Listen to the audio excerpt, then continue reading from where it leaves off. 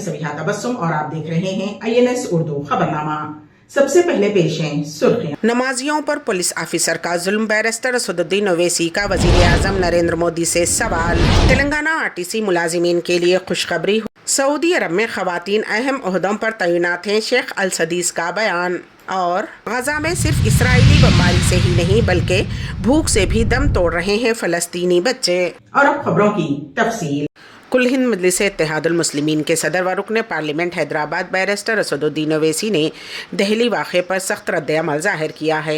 उन्होंने कहा कि दहली में यूनिफॉर्म में मलबूस एक पुलिस ऑफिसर ने मुसलमानों को पीछे से लात मारी और उस वक्त धकेल दिया जब वो नमाज जुमा के दौरान सजदे की हालत में थे, जिससे साफ ज़ाहिर होता है कि मुसलमानों के खिलाफ किस तरह नफरत पैदा हो गई है।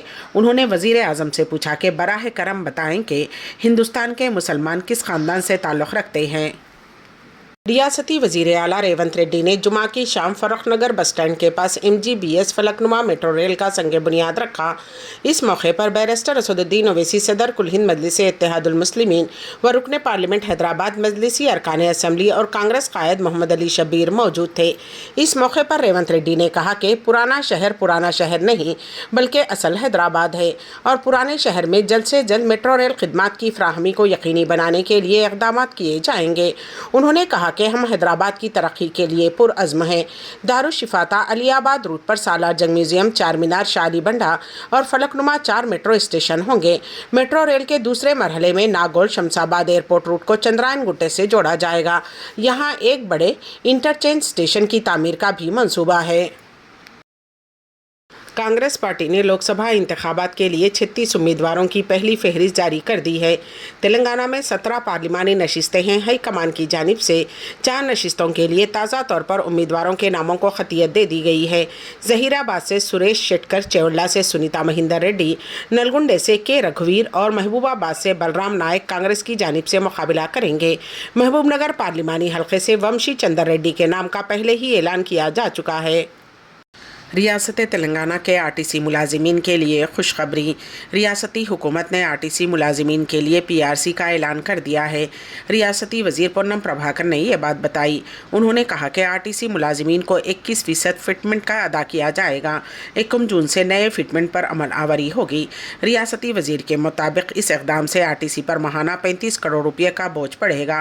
वाज़ेह रहे कि हाल ही में RTC मुलाजिमीन ने रियासती वज़ीर पूनम प्रभाकर से मुलाकात करते हुए PRC से मुताल्लिक़ याददाश्त उन्हें पेश की थी। इस मौके पर रियासती वज़ीर ने इस मसले को चीफ मिनिस्टर रेवंत रेड्डी से रुजू करते हुए 101 का तयक़ुन दिया था। वादे पर आजिलाना अमल आवरी पर RTC मुलाजिमीन में मसरत की लहर दौड़ गई। सदर जमीयत उलमाए हिंद मौलाना महमूद असद मदनी ने कहा है कि इस तरह के अमल से आलमी सतह पर मुल्क की शिनाख्त काफ़ी ख़राब होगी। मौलाना मदनी ने इस सिलसिले में वज़ीर दाखिला, हुकूमत हिंद और दहली के LG को ख़त लिखकर कसूरवार पुलिस ओहदेदार को हर तरह की जिम्मेदारी से सुबकदोश करने का मुतालबा किया है। मौलाना मदनी का कहना है कि पुलिस के गैर अखलाक़ी रवैये से ज़ाहिर होता है कि वो इस्लामोफोबिया के मर्ज़ में मुब्तला है और फ़िरक़ा परस्त ताकतों की सोच से मुतासिर है। इसलिए फ़िक्री इस्लाह के साथ उसको अपने काम के तय जिम्मेदार होने की ट्रेनिंग दिया जाना ज़रूरी है। मौलाना मदनी ने अपने मकतूब में लिखा है कि मैं आपको फौरी तौर पर मुतवज्जो करता हूँ कि क़ानून नाफिज करने वाले इदारों को हिदायत जारी करें कि वो तमाम शहरियों की हिफाजत को तरजीह दें, ख़ां उनका मजहबी पस मंज़र कुछ भी हो। क़ानून को अपने हाथ में लेने के बजाय उनकी जानों और उनकी आज़ादियों का तहफ़्फ़ुज़ किया जाए और फ़िरक़ा परस्त और मुल्क को तोड़ने वाली ताकतों का आलाकार बनने वाले पुलिस अफसरान पर सख्त कार्रवाई की जाए। वज़ीर आज़म नरेंद्र मोदी ने मजमूई तौर पर हर रियासत में 41,000 करोड़ से ज़्यादा के तरक्याती प्रोजेक्ट्स की नकाब कुशाई अंजाम दी। वज़ीर आज़म ने अरुणाचल प्रदेश के ईटानगर में विकसित भारत विकसित नॉर्थ ईस्ट प्रोग्राम के दौरान दुनिया की सबसे लंबी 2 लेन वाली सुरंग सेला टनल को कौम के नाम वक्फ किया। उन्होंने दिबांग वादिये ज़िले में Dibang multi purpose hydro power project का संग बुनियाद रखा, जो कि 31,875 करोड़ रुपये की लागत से तामीर किया जाएगा। ये मुल्क का बुलंद तरीन डैम होगा। वज़ीर आज़म नरेंद्र मोदी ने कई सड़कों, माहौलियात और सियाहत के मंसूबों और स्कूलों की अपग्रेडेशन का भी संग बुनियाद रखा। उन्होंने रियासत में जल جیون مشن کے تقریباً 1100 پروجیکٹس اور یونیورسل سروس آبلیگیشن فنڈ کے تحت 170 ٹیلی کام ٹاورز کا افتتاح انجام دیا، جس سے 300 سے زیادہ دیہاتوں کو فائدہ پہنچے گا۔ اس کے علاوہ ایٹا نگر میں وکست بھارت وکست شمال مشرق پروگرام میں وزیر اعظم مودی نے اپنے مخالف پر خوب حملہ کیا۔ انہوں نے کہا کہ کانگریس نے سرحدی گاؤں کو نظر انداز کیا تھا اور انہیں آخری گاؤں قرار دیا تھا، لیکن میرے لیے یہ پہلا گاؤں ہے، اس لیے ہم نے وائبرنٹ ولیج پروگرام شروع کیا ہے۔ وزیر اعظم نے کہا کہ وکست بھارت حقیقی ترقی ہے، لوگوں کو وکست بھارت اب نظر آ رہا ہے، ملک کی ترقی اور نوجوانوں کے روشن مستقبل کے لیے دن رات کام کر رہے ہیں، نتیجہ اب سامنے آنے لگا ہے۔ دہلی کے وزیر اعلیٰ اروند کیجریوال نے اسمبلی میں بجٹ اجلاس سے خطاب کرتے ہوئے بی جے پی کو کڑی تنقید کا نشانہ بنایا۔ بجٹ پر 3 دنوں تک چلی بحث کے اختتام پر وزیر اعلیٰ اروند کیجریوال نے اپنے خیالات پیش کیے۔ انہوں نے کہا کہ ترقی کا ماڈل اور تباہی کا ماڈل دونوں ملک کے سامنے ہیں، دونوں ماڈل الیکشن جیت گئے، اب ملک کی عوام کو فیصلہ کرنا ہے کہ وہ ملک کی ترقی چاہتے ہیں یا تباہی۔ کیجریوال نے کہا کہ اگر اس دور میں شری رام ہوتے تو بی جے پی والے ان کے گھر بھی ای ڈی اور سی بی آئی بھیج دیتے۔ واضح رہے کہ دہلی کا بجٹ 4 مارچ کو رام راجیہ کی تھیم پر اسمبلی میں پیش کیا گیا، اس کے بعد 3 دنوں سے اس پر بحث چلی ہے۔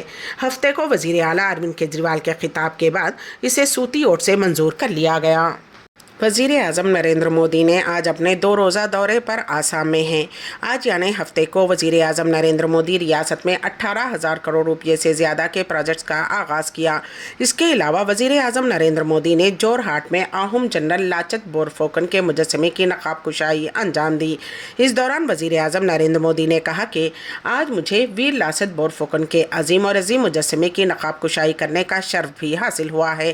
لاست بورفوکن آسام کی بہادری، شجاعت اور جدوجہد کی علامت ہیں۔ سعودی عرب میں اتوار کو رمضان کا چاند دیکھا جائے، سپریم کورٹ کی اپیل۔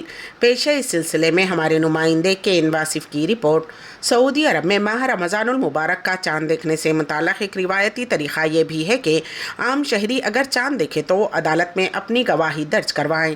حسب روایت سعودی عرب کی سپریم کورٹ نے مملکت میں اتوار کی شام رمضان المبارک کا چاند دیکھنے کی اپیل کی ہے۔ القری کیلنڈر کے مطابق اتوار 10 مارچ کو شعبان کی 29 تاریخ ہوگی۔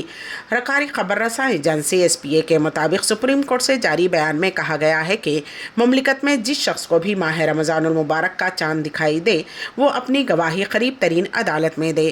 بیان میں مزید کہا گیا ہے کہ چاند دیکھنے کی گواہی کے لیے اگر عدالت تک جانا ممکن نہ ہو تو قریبی سینٹر سے ٹیلی فون پر چاند دیکھنے کی شہادت کے بارے میں اطلاع دی جائے۔ واضح رہے کہ القری کیلنڈر کے مطابق 10 مارچ 2024 کو قمری ماہ شعبان کی 29 تاریخ ہوگی۔ اس حوالے سے عدالت عالیہ نے سعودی شہریوں اور مملکت میں رہنے والے غیر ملکیوں سے بھی اپیل کی ہے کہ وہ رؤیت ہلال کی گواہی ریکارڈ کروائیں۔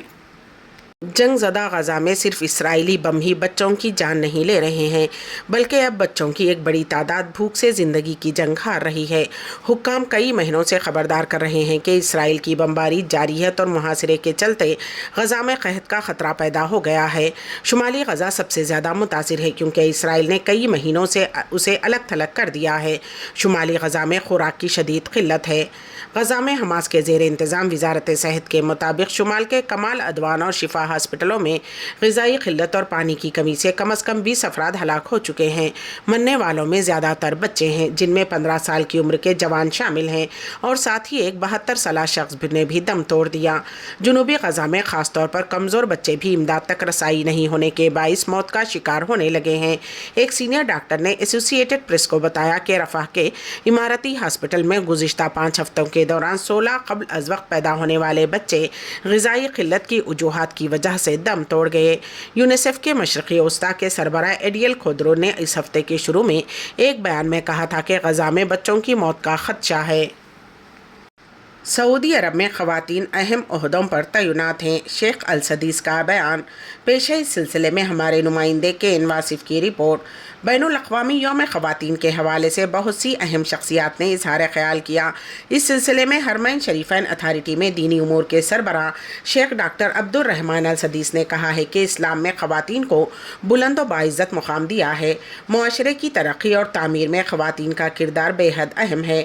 سبق نیوز کے مطابق شیخ السدیس کی جانب سے عالمی یوم نسواں کے موقع پر جاری بیان میں کہا گیا ہے کہ سعودی عرب نے خواتین کو اہم عہدوں پر تعینات کیا اور انہیں قائد قائدانہ فرائض بھی سونپے جسے انہوں نے بخوبی نبھایا اور اپنی قابلیت کو بھی تسلیم کرایا۔ انہوں نے مزید کہا کہ مملکت میں خواتین کے حقوق کا تحفظ کیا جاتا ہے، خاص کر شاہ سلمان بن عبدالعزیز اور ولی عہد مملکت شہزادہ محمد بن سلمان کے عہد میں انہیں ہر طرح سے احترام و عزت دیتے ہوئے بااختیار بنایا اور مثالی و موزوں ماحول فراہم کیا۔ انہوں نے کہا کہ حرمین شریفین میں آنے والی زائر خواتین کی رہنمائی اور مدد کے لیے بھی سعودی خواتین کا کردار نمایاں ہے۔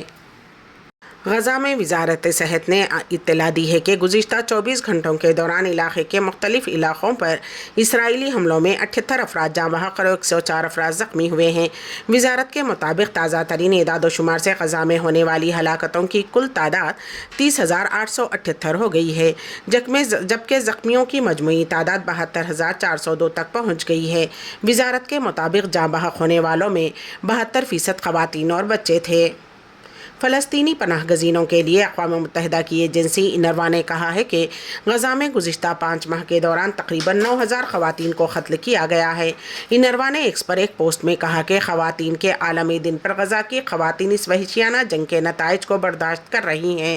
ایجنسی نے کہا کہ ہلاک ہونے والوں میں سے اکثر مائیں ہیں جو اپنے خاندانوں کو پیچھے چھوڑ جاتی ہیں۔ آصف علی زرداری دوسری مرتبہ پاکستان کے صدر منتخب۔ حکمران اتحاد کے نامزد امیدوار آصف علی زرداری دوسری مرتبہ صدر مملکت منتخب ہو گئے۔ ڈان نیوز کی رپورٹ کے مطابق پارلیمنٹ ہاؤس میں 381 ارکان نے ووٹ کاسٹ کیا، جن میں سے آصف علی زرداری نے 255 ووٹ حاصل کیے۔ ان کے مقابل محمود اچکزئی کو 119 ووٹ حاصل ہوئے، ایک ووٹ مسترد ہوا۔ آصف علی زرداری کو پنجاب اسمبلی سے 246، سندھ اسمبلی سے 151، خیبر پختونخوا اسمبلی سے 17 اور بلوچستان اسمبلی سے 48 ووٹ حاصل ہوئے ہیں۔ سنی اتحاد کونسل کے امیدوار محمود اچکزئی نے پنجاب اسمبلی سے 100، سندھ اسمبلی سے 9، خیبر پختونخوا اسمبلی سے 91 ووٹ حاصل کیے۔ بلوچستان اسمبلی سے انہیں کوئی ووٹ نہیں ملا۔ نو منتخب صدر آصف علی زرداری کل اپنے عہدے کا حلف لیں گے۔